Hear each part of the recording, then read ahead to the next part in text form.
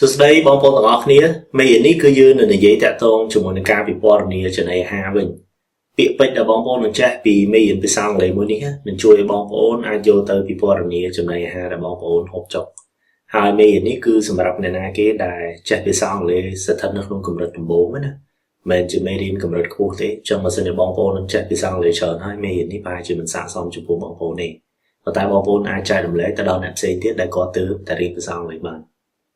ចាំមេរៀននេះគឺនិយាយអំពី food ហើយខ្ញុំដកស្រង់វាចេញមកពីកម្មវិធីសិក្សា GGEP របស់សាលាភាសាអង់គ្លេស Ethnic កម្រិតទី4 GGEP គឺជាកម្មវិធីសិក្សាភាសាអង់គ្លេសទូទៅមួយដែលមានការធានាថាសិស្សនៅពេលដែលគាត់រៀនចប់កម្មវិធីសិក្សានឹងទាំងមូលគាត់នឹងមានសមត្ថភាពប្រឡងតែ IELTS បានបន្ទុកយ៉ាងហោចណាស់ក៏6ដែរវគ្គថ្មីរបស់យើងនឹងចូលនៅពេលឆាប់នេះហើយបើសិនជាបងប្អូនមិនទាន់ដឹងទេថាតែ IELTS នឹងអីគេហើយបន្ទុក6នេះវាមានន័យថាម៉េចបងប្អូនចង់ស្វែងរកព័ត៌មានបន្ថែមឬក៏ធ្វើតេស្តចូលរៀនបងប្អូនអាចតាក់ទងទៅលេខ Telegram ដោយដែលខ្ញុំបានដាក់បង្ហាញនៅទីនេះឥឡូវនេះយើងមកមើលមេរៀនរបស់យើងមេរៀនរបស់យើងនៅទីនេះគឺពិពណ៌នាចំណីអាហារហើយចំណីអាហារដែលខ្ញុំចែកនៅទីនេះគឺ pizza ខ្មែរយើងហៅថា pizza អញ្ចឹងណាប៉ុន្តែភាសាអង់គ្លេសគេប្រណៅ pizza ទេបើយើងប្រណៅ pizza បែបគេសើចបានណាយើងត្រូវអានវាថា pizza My favorite food is pizzaចឹងគេថាអាហារដែលខ្ញុំចូលចិត្តអាហារដែលជាចំណង់ចូលចិត្តរបស់ខ្ញុំគឺនំ pizza I love pizza because it's very tasty គេថាខ្ញុំចូលចិត្តនំ pizza ហ្នឹងពីព្រោះវាមានរសជាតិឆ្ងាញ់ពាក្យ tasty នេះគឺបើយើងនិយាយថាម្ហូបរបស់យើង tasty គឺយើងចង់និយាយថាម្ហូបយើងឆ្ងាញ់ហ្នឹងហើយវាមានឲ្យជារសពាក្យខ្មែរយើងប្រើពាក្យហ្នឹងណា tastyចឹងយើងនិយាយទៅ this food is tasty ម្ហូបមួយនេះគឺមានរសជាតិឆ្ងាញ់ Pizza has cheese sauce and toppings គេថានំ pizza ហ្នឹងគឺមាន cheese មាន sauce មានទឹកជ្រលក់ហើយមានចំណីចំណប់អីដែលគេដាក់នៅលើនំ pizza ហ្នឹងអាហ្នឹងឯងគេហៅថា toppings ម្ហូបខាងប្រចាំប្រទេសគេចូលចិត្តមាន toppings ហ្នឹងច្រើនណាដាក់នៅពីលើអញ្ចឹងណាចូលថាគេថែមនេះថែមនោះអីដែលគេរោយនៅពីលើហ្នឹងអាហ្នឹងគេហៅថា toppings I can eat pizza for lunch or dinner ខ្ញុំអាចញ៉ាំនំ pizza ហ្នឹងជាអាហារថ្ងៃត្រង់ឬក៏អាហារពេលល្ងាចចឹងអាហារថ្ងៃត្រង់ lunch អាហារពេលល្ងាច dinner អាហារពេលព្រឹកគឺ breakfast អ្នកខ្លះគាត់ក្រោកព្រៀងយឺតចឹងទៅគាត់ញ៉ាំអាហារពេលព្រឹករបស់គាត់ហ្នឹងប្រហែលម៉ោង10ម៉ោងអីចឹងណាចឹងម៉ោង10ហ្នឹងវាពាក់កណ្ដាលអាហារព្រឹកហើយពាក់កណ្ដាលអាហារថ្ងៃត្រង់ណាចឹងគេបង្កើតពាក្យមួយទៀតគឺពាក្យ brunch ចឹងបាន4ប្រយោគហើយចូលទៅមើលប្រយោគបន្ថែមទៀត I like pepperoni and mushrooms on my pizza I like pepperoni and mushrooms on my pizza pepperoni គឺមិនដឹងខ្មែរនិយាយថាអីណាចឹងឥឡូវនេះបងប្អូនមើលរូបភាពនេះទៅអានេះគឺ pepperoni ហ្នឹងចឹងគេកាត់វាជាចំណិតស្ដើងគេដាក់លើនំ pizza ហ្នឹងអាហ្នឹងគេហៅថា pepperoni mushrooms គឺផ្សិត I eat pizza with my family on weekends គេថាខ្ញុំញ៉ាំនំ pizza ហ្នឹងជាមួយគ្រួសាររបស់ខ្ញុំនៅរៀងរាល់ចុងសប្តាហ៍ទាំង weekend ចុងសប្តាហ៍ណា Sometimes we make pizza at home គេថាពេលខ្លះយើងចំអិនម្ហូប pizza ហ្នឹងនៅផ្ទះចឹងមុខម្ហូបជាទូទៅគេប្រើមួយ make pizza ឬក៏គេប្រើមួយ cook ក៏បានដែរចំណីអាហារយើង cook ចំណីអាហារនេះយើង cook ចំណីអាហារនោះអញ្ចឹងណាចឹងហើយប្រើ2អញ្ចឹងទៅ make ឬក៏ cook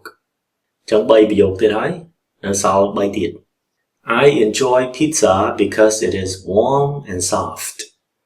គេថាខ្ញុំចូលចិត្តនំ pizza ហ្នឹងពីព្រោះវាក្តៅអ៊ុនចឹង warm គឺក្តៅអ៊ុនណាមិនក្តៅខ្លាំងទេហើយ soft ហ្នឹងគឺទន់ណា My favorite drink with pizza is soda គេថាភេសជ្ជៈដែលជាចំណង់ចូលចិត្តរបស់ខ្ញុំនៅពេលដែលខ្ញុំញ៉ាំជាមួយ pizza ហ្នឹងគឺទឹកក្រូចខ្មែរយើងពេលដែលយើងនិយាយថា soda គឺយើងសំដៅទៅទឹកសូដាសសដែលចាស់ចំណាំហូបអានឹងជាមួយស្រាប៉ុន្តែមិនមែនទេណា soda ជាពាក្យភាសាអង់គ្លេសមកគឺសំដៅទៅទឹកក្រូចដូចយើងផឹករាល់ថ្ងៃហ្នឹង Coca-Cola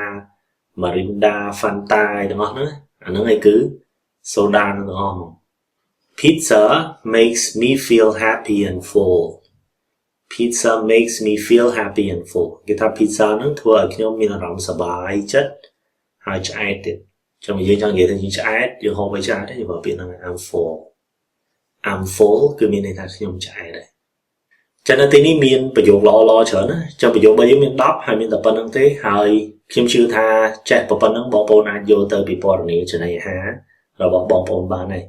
đời xa vì cứ chỉ biết bên nơi cùng rất tập 4 bong bồn và hai chợ ai bị bỏ này ở việt đó không xa làm ớt mùi này cho này há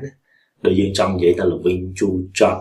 cái lại ní hiện chỉ hiện ấy đó cứ ở trong vậy của nó clear này cùng rất tập 4 này cho nên là ní bong bồn bị bỏ này chỉ là tu tư dân vậy bị cho này há ấy để dương trong vậy chặt tôn cho mỗi năm bong bồn là ní mà thua làm hạt cho mỗi trong máu làm hạt ní cứ trong cho bong bồn chơi thôi chừng này há mỗi là bong bồn trôi chật ấy các bạn đấy cho nó ngồi chơi bong bồn này hai bị bỏ này với màu bị bỏ này là pra ở vậy thì những bạn riêng nó không mê điểm ní chơi rất thèm bị vô của mỗi bị vô cái chứ bị bỏ này cho này há bong bồn này mà hai bởi chết lớn nó tiếp nó thật là xa bị bỏ này tới